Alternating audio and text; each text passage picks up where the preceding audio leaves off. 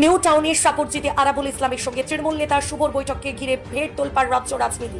সেই আদর্শকে যারা বিনাশ করতে চাইছেন, সেই দলকে ব্যবহার করে যারা তোলা তুলতে চাইছেন, যে দলকে সামনে রেখে মানুষের উপর অত্যাচার করছেন, সে যে কেউ হতে পারে, তার জন্য দল ব্যবস্থা নিচ্ছেন। আপনারা সেটা সোশ্যাল মিডিয়ায় দেখবেন বা খোঁজ খবর নেবেন। আপনার সোশ্যাল মিডিয়ার লোক অবশ্যই আমাদের বিধায়কের কাছে আপনার প্রশ্ন থাকতেই পারে, সেই কার্যকলাপ তিনি করছেন। আমি এর পূর্বেও বলেছি, এখনো বলছি, দলটার নাম আইএসএফ, ঝান্ডাটার নাম হচ্ছে খামচিহ্ন। খামচিহ্নকে সামনে রেখে যদি কোনো ব্যক্তি মনে করে নিজেদের স্বার্থসিদ্ধি বাড়াবো বা মানুষের উপর জুলুম অত্যাচার করব, এটা কিন্তু চলবে না। দ্বিতীয়বার যদি কেউ এরকম ভাবে, দল চিন্তা ভাবনা করবে বলে আমরা মনে করছি।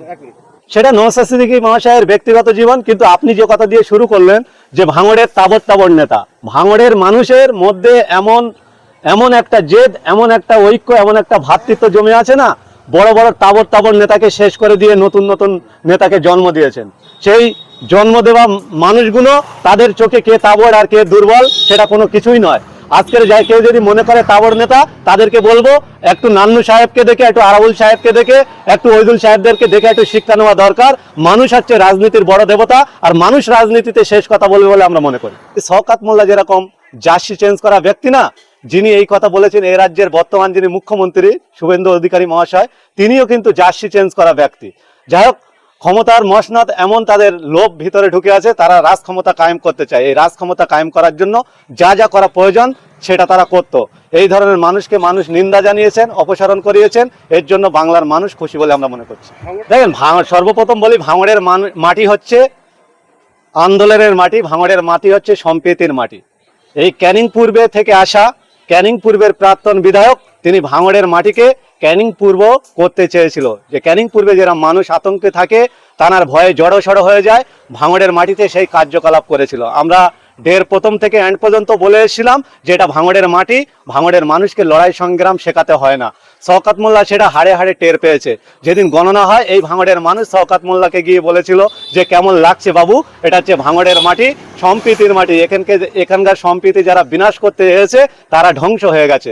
তাই ভাঙড়ের মানুষ তারা যোগ্য জবাব দিয়ে এই ক্যানিংয়ের হারমাদ এবং এর রাজ্যের একজন বিধানসভার অভ্যন্তরের একজন দুষ্কৃতী খুনি এমএলএকে সরিয়ে নূতন একটা মানুষকে নতুনত্বভাবে, যে বাংলার মানুষ সহ ভাঙড়ের মানুষের কথা বলছে, তাকে নূতন করে জায়গা করে দিয়েছে বলে আমরা মনে করছি। জীবনতলা সহ ক্যানিং পূর্বের বেশ কয়েকজনা প্রধান পর্যন্ত বলতো শওকত মোল্লা নাকি বাঘই থাকবে।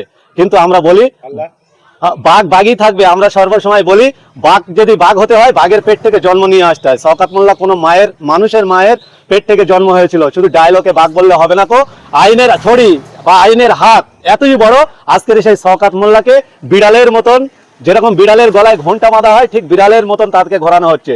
শুধু ডায়লগ বাজি দিয়ে রাজনীতিতে ভেসে থাকার জন্য, সোশ্যাল মিডিয়ায় ভেসে থাকার জন্য এই মন্তব্য করছেন। আজকের জীবনতলার মানুষ তাকে ডিম ছোড়ার জন্য রেডি হয়ে আছেন। জীবনতলার মানুষ মাচ্চর গান নৃত্য করে তারা দেখে দিলেন যে আমরা শওকত মোল্লাকে ভয় পেতাম না, আমরা সঠিক সময়ের অপেক্ষা করতাম, সেটা তারা প্রমাণ করে দিয়েছেন। দেখেন, শওকত মোল্লা আজকের যে কার্যকলাপগুলো করে গেছে, সেই কার্যকলাপের ভিত্তিতে মানুষ অনেক সময় অনেকভাবে অভিযোগ করতে চেয়েছিল। কিন্তু রাজ ক্ষমতাকে সামনে রেখে মানুষের সেই অভিযোগ, মানুষের যে এফআইআর দায়ের, সেটাকে প্রশাসন তারা ন্যায়নিকো, তাদেরকে সেই সময় তাড়িয়ে দিয়েছিল। তাদেরকে বরঞ্চ প্রশাসনের এক শ্রেণীর মানুষ তাদেরকে আইনের আওতায় ফেলার চেষ্টা করছে। আজকে তার যখন মসনদ চেঞ্জ হয়েছে, ক্ষমতাচ্যুত হয়েছে, রাজ ক্ষমতা যখন হাত থেকে সরে গেছে, মানুষ বিভিন্ন জায়গা থেকে তাদের নামে যে এলিগেশন, সেগুলো দায়ের করেছে। আমি অত্যন্ত খুশি যে আজকের রাজ্যে পালা বদলের পরে যারা মানুষের ওপর জুলুম অত্যাচার করেছে, তাদের আইনের আওতায় আনা হয়েছে। এর জন্য আমি অনেক খুশি।